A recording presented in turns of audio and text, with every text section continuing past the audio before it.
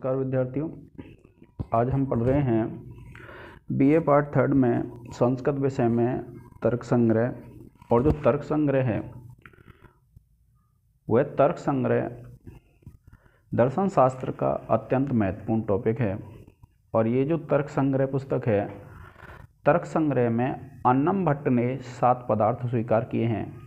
और जो 7 पदार्थ हैं उनमें हम अब तक द्रव्य, गुण और कर्म, इन 7 पदार्थों के विषय में अध्ययन कर चुके हैं।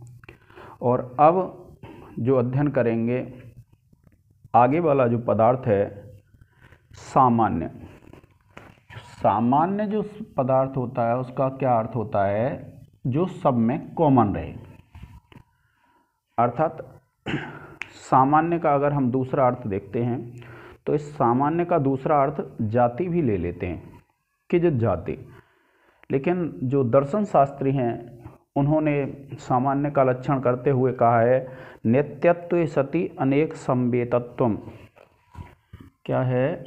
नित्यत्वे सति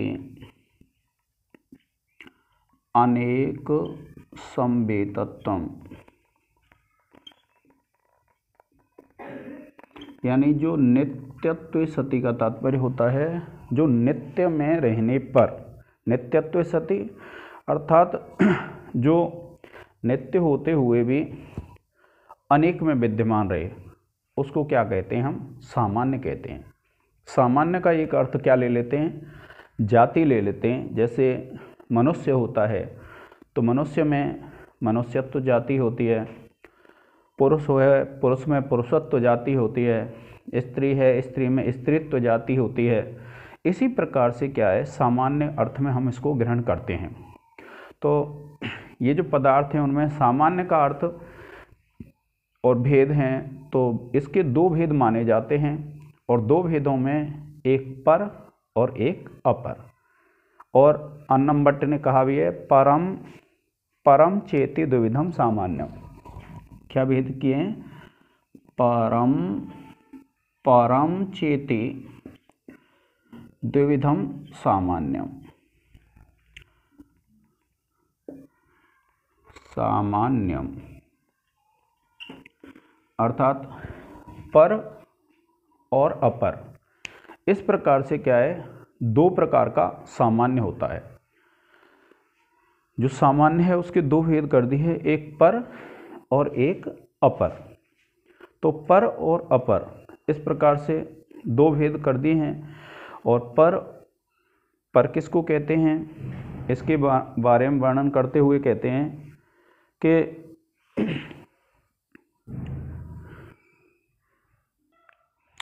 जो सामान्य अधिक देश में रहता है उसको पर सामान्य कहते हैं।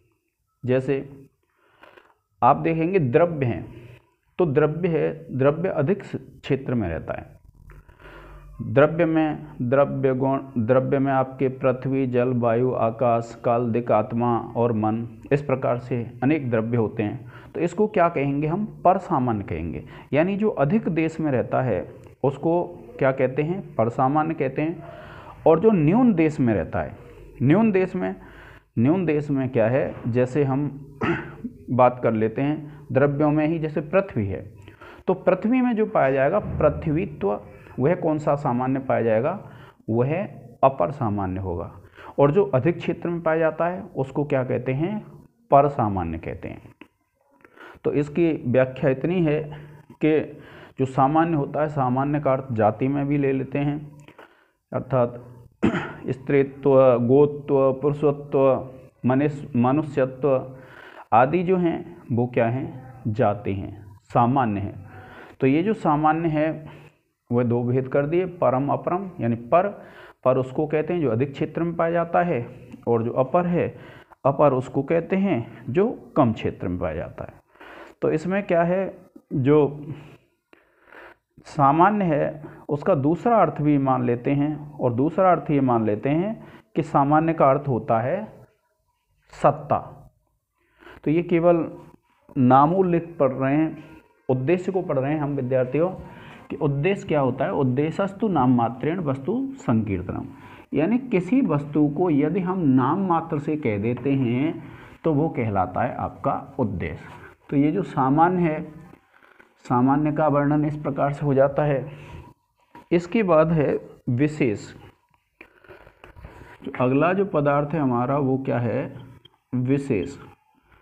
विशेष अर्थ से ही आपको पता चल जाता है को जो विशिष्टता उत्पन्न करता है वह पदार्थ क्या कहलाता है, आपका विशेष कहलाता है। यानी जो क्या करे उसमें विशेष विशिष्टता उत्पन्न करे। विशिष्टता कैसे है, जैसे मान लीजिए सामान्य हो जाती है गोत्व, और गोत्व में भी जो विशिष्टता उत्पन्न हो जाती है, जैसे कृष्ण गाय, श्वेत गाय, रक्त गाय, इस प्रकार से जो विशेषता उत्पन्न हो जाती है उसको कहते हैं हम विशेष।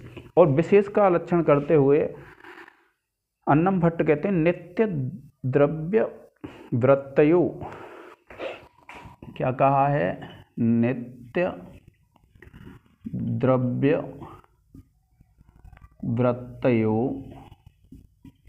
नित्य द्रव्य वृत्तयो विशेषास्त्वनन्ता एव, विशेषास्त्वनन्ता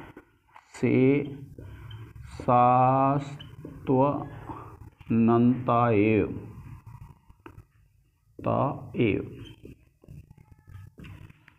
क्या कहते हैं कि नित्य द्रव्य वृत्तयो, यानी जिसकी वृत्ति किसमें पाई जाती है, नित्य द्रव्यों में पाई जाती है। तो नित्य द्रव्य वृत्तयो यानी जिसकी वृत्ति, जिसका व्यवहार नित्य द्रव्यों में देखा जाता है। नित्य द्रव्य वृत्तयो विशेषा, यानी जो विशेष होते हैं वो क्या होते हैं, अनंत होते हैं। अनंत का तात्पर्य होता है इनकी जो संख्या होती है वह निश्चित नहीं होती, जिसमें हम यह बता सकें कि इनकी संख्या इतनी है। तो इसलिए जो द्रव्य आप पढ़ते हैं तो द्रव्य में जैसे आप पृथ्वी पढ़ेंगे तो पृथ्वी के दो भेद हो जाते हैं, नित्य और अनित्य। तो जो नित्य पृथ्वी होती है वो क्या है, परमाणु रूप में होती है, और अनित्य पृथ्वी कार्य रूप में होती है। तो जो नित्य द्रव्य होते हैं, इसमें यही कहा है लक्षण देते हुए कि नित्य द्रव्य वृत्तयो, कि जो जिसकी वृत्ति, जिसका व्यवहार नित्य द्रव्यों में देखा जाता है। विशेषास्तु अनंताएव, कि विशेषास्तु अनंताएव, जो विशेष होते हैं वो क्या है, अनंत होते हैं। और विशेष से तात्पर्य क्या है कि जो विशिष्टता उत्पन्न करे, किसी को किसी वस्तु से जो अलग करता है उसको क्या कहते हैं, हम विशेष कहते हैं। तो ये जो विशेष पदार्थ है वह उसके बाद जब आप पढ़ेंगे तो समवाय है। समवायस्तो त्वेकेव, क्या कहते हैं अन्नम भट्ट कि समवायस्त्वेक एव, कि जो समवाय पदार्थ होता है, समवाय कहते हैं एक संबंध विशेष है। दो प्रकार का संबंध पाया जाता है, एक संयोग और दूसरा समवाय। तो संयोग तो कहते हैं ऐसा संबंध जो भिन्न अलग अलग वस्तुओं के द्वारा, जब जैसे मान लीजिए एक हाथ ये है और एक ये है, इनको अगर हम जोड़ देते हैं तो ये क्या कहलाएगा, क्योंकि जो दो पृथक पृथक वस्तुएं जब जो मिल जाती हैं तो उनका जो संबंध है वो क्या कहलाता है, संयोग संबंध कहलाता है। और जो समवाय संबंध होता है, समवाय संबंध किस में पाया जाता है, अयुत सिद्धों में पाया जाता है। अयुत सिद्ध कैसे होते हैं, जो एक के विद्यमान रहने पर दूसरा उस पर आश्रित रहता है उसको कहते हैं अयुत सिद्ध। ययोर द्वयोर मध्य एकम अविनश्यद अप्राश्रितम एव अवतिष्ठते, अर्थात जिन दो के मध्य में एक नष्ट नहीं होता हुआ दूसरे पर आश्रित ही रहता है, उस संबंध को कहते हैं हम समवाय संबंध। और जो समवाय संबंध होता है वह एक ही होता है। जैसे आप देखेंगे कि ये गुण और गुणी दो हैं, तो ये जो गुण हैं जब तक जीवित अवस्था में रहेंगे गुणी पर आश्रित रहेंगे, और अगर नष्ट हो जाते हैं तो फिर अलग रह सकते हैं। तो जिन दो में विद्यमान रहते हुए यानी नष्ट नहीं होते हैं तब तक एक दूसरे पर आश्रित रहता है, उसको क्या कहते हैं, हम समवाय संबंध कहते हैं। और समवाय संबंध क्या है, एक ही होता है। अब यहाँ तक जो हमने 6 पदार्थ पढ़े विद्यार्थियों, ये 6 पदार्थ किसके हैं, भाव के हैं। भाव और अभाव। भाव कहते हैं किसी वस्तु की विद्यमानता और अभाव कहते हैं किसी वस्तु का नष्ट हो जाना, यानी जो वस्तु नहीं है। तो अन्नम भट्ट ने क्या है, अभाव को भी क्या है, कई भेदों में बांटा है। अभाव का तात्पर्य क्या होता है, किसी चीज की विद्यमानता नहीं होना। तो भाव पदार्थों के जो संबंध पदार्थ हैं, तो भाव तो कितने हैं, 6 हैं, और जो अभाव है वो केवल 1 है, और वो कौन सा पदार्थ है, 7वां पदार्थ है आपका, और उस पदार्थ का नाम है अभाव। जब आप पदार्थ प्रकरण पढ़ते हैं और पदार्थ प्रकरण में पढ़ेंगे तो इसमें एक पदार्थ है आपका अभाव। अब इस अभाव के विषय में जो अन्नम भट्ट हैं वो क्या कहते हैं कि यह जो अभाव है वह 2 प्रकार का होता है। क्या, एक तो संसर्ग। संसर्ग कहते हैं जब किसी के साथ से कोई अभाव उत्पन्न होता है, और एक जो होता है दूसरा, एक तो संसर्ग और दूसरा अन्योन्य। इस प्रकार से क्या है, अभाव होता है अन्योन्य। तो इसको कहते हैं अन्योन्य का तात्पर्य अन्य अन्य। तो इसने ये बताया है कि जो अभाव होता है, अभाव का तात्पर्य क्या है, किसी वस्तु का नहीं पाया जाना, यही क्या कहलाता है, अभाव कहलाता है। और अभाव में जैसे पहला है, हम पढ़ते हैं अभाव के 4 भेद किए हैं इसने। प्रागाभाव, प्रागाभाव उसको कहते हैं। प्रागाभाव का मतलब होता है प्राक और अभाव, यानी जिस वस्तु का पहले से अभाव पाया जाता है, जो वस्तु पहले से विद्यमान नहीं है उसको कहेंगे प्राक अभाव। जैसे मिट्टी से घड़े की उत्पत्ति होती है, किंतु उत्पत्ति से पहले अपने कारण में उस घड़े का अभाव पाया जाता है, तो इसको कहेंगे हम प्राक अभाव यानी प्राग अभाव। फिर जो दूसरा भेद है वह है प्रध्वंसाभाव। प्रध्वंसाभाव, इसका तात्पर्य ये होता है कि जब कोई वस्तु उत्पन्न हो चुकी है, मान लीजिए आप मिट्टी से घड़ा उत्पन्न हो चुका है, और मिट्टी से जब घड़ा उत्पन्न हो चुका है और वह किसी संसर्ग से, यानी मान लीजिए डंडे से उसको नष्ट कर दिया जाता है, यानी वो नष्ट हो जाता है उत्पत्ति के बाद, तो वह अभाव का दूसरा भेद होता है। वो कौन सा होता है, प्रध्वंसा अभाव। यानी जब वस्तु उत्पन्न होकर के और नष्ट होती है तो वहाँ जो अभाव का भेद होता है वह कौन सा होता है, प्रध्वंसा अभाव।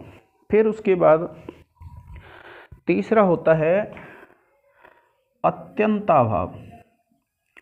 अत्यंत कहते हैं हमेशा के लिए, और अत्यंत अभाव का मतलब होता है कि जो अभाव हमेशा पाया जाए उसको क्या कहेंगे हम, अत्यंता अभाव कहते हैं। जैसे यानी जब एक वस्तु तीनों कालों में दूसरे में नहीं पाई जाए, जैसे हम कहते हैं कि अग्नि में शीतलता का अभाव, यानी किसी भी काल में, ना तो भूतकाल में, तो वर्तमान में, और ना ही भविष्य काल में, किसी भी समय में क्या है, अग्नि में शीतलता नहीं पाई जाती।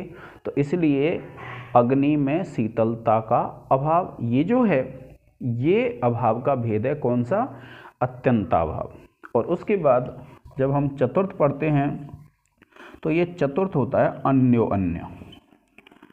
अन्योन्य का मतलब होता है एक का दूसरा नहीं पाया जाना, उसको कहते हैं हम अन्योन्य भाव। जैसे हम कहें घट पट नहीं है, अर्थात घड़ा वस्त्र नहीं है, अग्नि जल नहीं है, यानी अत्यंताभाव में तो क्या, तीनों कालों में एक वस्तु का दूसरे वस्तु में नहीं पाया जाना, ये तो क्या कहलाता है, अत्यंताभाव। और एक वस्तु दूसरी वस्तु नहीं है, यह कहलाता है अन्योन्य अभाव, यानी अन्य अन्य अभाव। एक का दूसरी वस्तु नहीं होना अन्योन्य भाव, एक वस्तु का दूसरी वस्तु में नहीं पाया जाना, यह अत्यंताभाव है। तो इस प्रकार से जो पदार्थ प्रकरण है हमारा वह आज पूर्ण हो जाता है, जिसमें 7 पदार्थ हैं आपके, जो अन्नम भट्ट ने बताए हैं। 7 पदार्थ में आपने प्रारंभ पढ़ा है, द्रव्य गुण कर्म सामान्य विशेष समवाय अभावाः सप्त पदार्था। तो ये जो 7 पदार्थ हैं ये अब समाप्त हो जाते हैं। ये जो उद्देश्य हमने शास्त्र प्रवृत्ति के जो 3 हेतु पढ़े थे उद्देश्य, लक्षण और परीक्षा। तो यहाँ तक हमारा जो पहला प्रकरण था वो किसका था? उद्देश्य का।